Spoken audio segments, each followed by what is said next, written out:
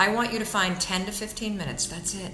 That's all it takes. 10 to 15 minutes. Teach you how you use some simple things to push through the excuses that are always going to be there and the fear that's always going to be there so that you can do what you need to do every day in order to inch yourself closer to whatever that big goal is.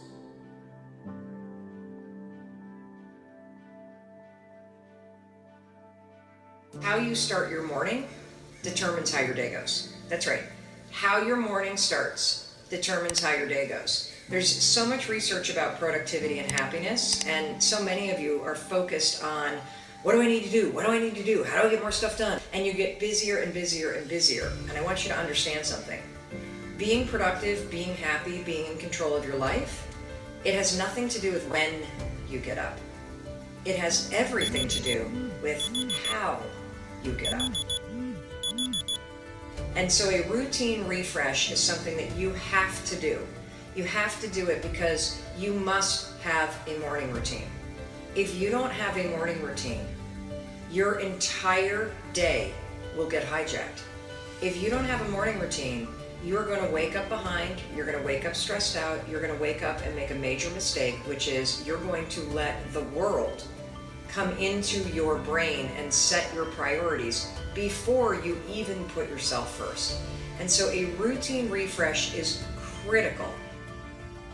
Refresh your routine. Why is this important? Because there is so much science that talks about the power of your morning routine. And there's also so much noise out there about the morning routine. But all of the articles out there tend to be written by guys that have 2.5 hours before work starts to somehow drink mushroom tea and meditate and go to yoga and exercise and drink bulletproof coffee and sit in an infrared sauna.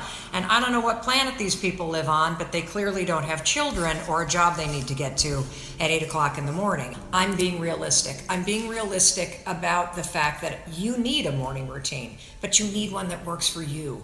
You see, I had a morning routine that used to take me 30 to 40 minutes last year when I had more time. I've had a morning routine that took an hour when I had time and the ability to go for a jog in the morning. I'd incorporate that in the morning routine. My morning routine, 10 minutes long. That's it. It's 10 minutes long because that's what works for me in this season of my life. And so I am inviting you to do a routine refresh, where I'm going to walk you through the science of a morning routine. I'm going to take you step by step in this guide through how you should be thinking about the components of what you want to do every morning in your morning routine. And I am also begging you to customize it so that it works for you. Because the truth is, if it doesn't work for where you are in your life right now, you're not going to do it. And the most effective morning routine is the one that you actually do every morning. I've got a question from Diego, and this is going to relate back to your morning routine. From Diego, I have a dream of opening my own restaurant, but I'm terrified to start. How many of you have ever thought about opening up a restaurant or starting a small business or having some kind of side hustle? It doesn't have to be a restaurant. The American dream used to be, I really dream of owning my own home. Do you know what the American dream is now for the majority of people? It's, I want to own my own business. And so whether you're interested in launching a restaurant or you would love to have a business of any size, shape, or form in any vertical that you can think of, this is a question that you need to pay attention to, okay? Because I know this is also impacting you. I'm terrified to start. I know I have the potential to be really successful, but I just can't get myself to actually do something about it. You know, sometimes when the dream is so big, the fact that it's so big becomes paralyzing because you think about where you are right now and you think, holy cow, that thing that I really want?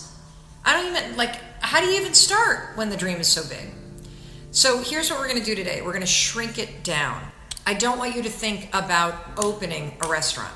I don't want you to think about launching that business, because that's something that will happen a year from now.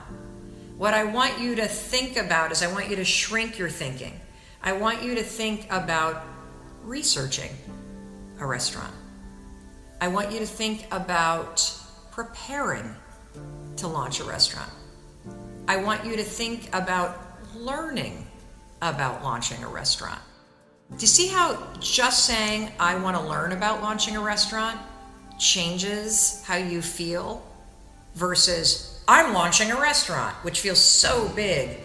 You're just in a phase where you're learning and researching this idea, which all of a sudden takes all the pressure off, doesn't it?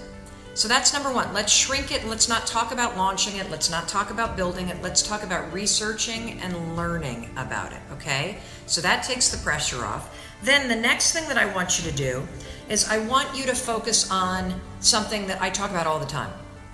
If you're researching and learning about launching a restaurant or a business, all I want you to do, I want you to find 10 to 15 minutes. That's it. That's all it takes. 10 to 15 minutes. And I want you to do one thing for 10 or 15 minutes a day that helps you learn or research about the idea of launching a restaurant. How many of you are starting to feel a little bit lighter? How many of you are starting to feel like, holy cow, thinking about it that way, I actually could get started today?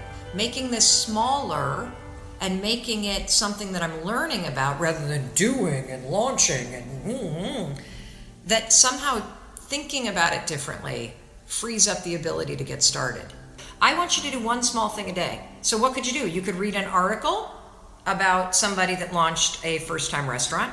You could look online for 10 to 15 minutes for a local restaurant networking event. You're not launching or building a restaurant yet. You're learning about it and you're researching it. And your job as a student of this subject is to do something every day for 10 or 15 minutes in order to learn or research it. That's it. That's all I want you to do, because here's what I know. If I get you to start doing that and you do this every day for 10 or 15 minutes, which you absolutely can, guess what's going to happen? You're going to feel momentum. You're going to feel like you're working on it. You're going to meet people that are interested in it. You're going to learn things that are going to lead to the next thing that you need to learn. And you will have mastered the art of getting started.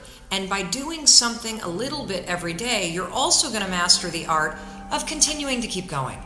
And from there, it'll snowball. I promise you. I promise you. As you meet people, the next thing you'll do would be to learn more from them.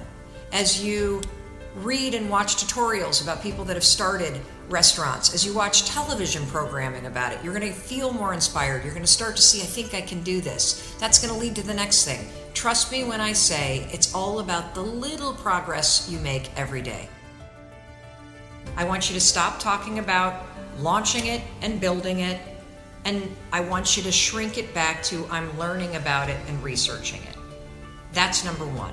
Number two, 10 to 15 minutes a day, you are a student of this subject. That's it. Get yourself a notebook where you keep all your notes. Get yourself organized like you would as a student, and find one thing you can do every single day that teaches you a little bit something about this subject that you're really interested in. And trust me, it'll all happen just by doing that. There will always be an excuse not to do the things you need to do, particularly the things that scare you. That you have to dream, you have to visualize, and we're going to talk about the science of visualization. It's easy to dream. It's really hard to do.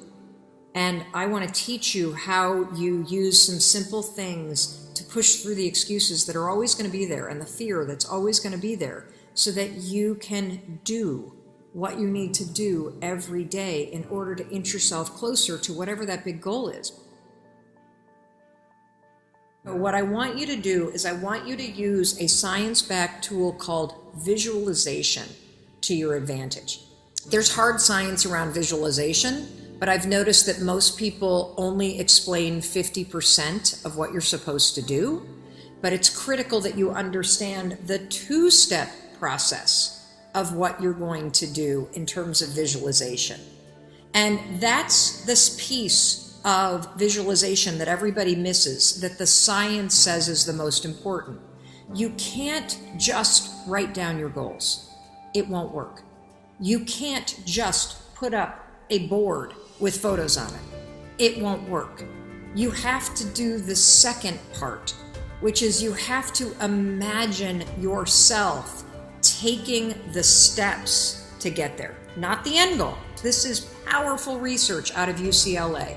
This is what will make visualization work. Not just the pretty end game, but visualize the steps that you're taking to get there. And then here's the kicker. Are you ready for the most important research?